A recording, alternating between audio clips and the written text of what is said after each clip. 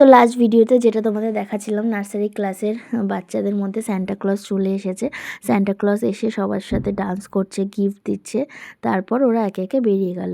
আর এটা দেখো, ওদের একটা গানের পারফরমেন্স ছিল, যেটা আমি আগের ভিডিওতে দেখাতে মিস করে গেছি।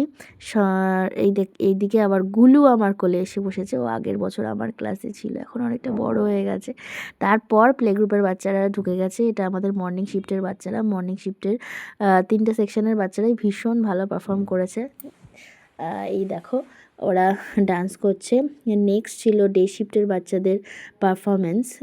ডে শিফটের বাচ্চারাও ভীষণ ভালো পারফর্ম করেছে। আর তারপর ওদের জন্য সেম ওয়েতে সান্টা ক্লজ এসেছে।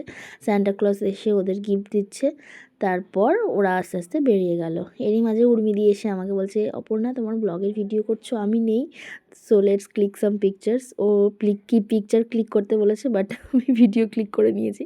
তারপর হচ্ছে কেজির বাচ্চারা ঢুকলো, কেজির বাচ্চাদের গিফট দিয়ে আমাদের প্রোগ্রাম শেষ হলো। আর এটা হচ্ছে আমার ক্লাসের স্টুডেন্ট আনশিকার তরফ থেকে ছোট্ট একটা ক্রিসমাস গিফট।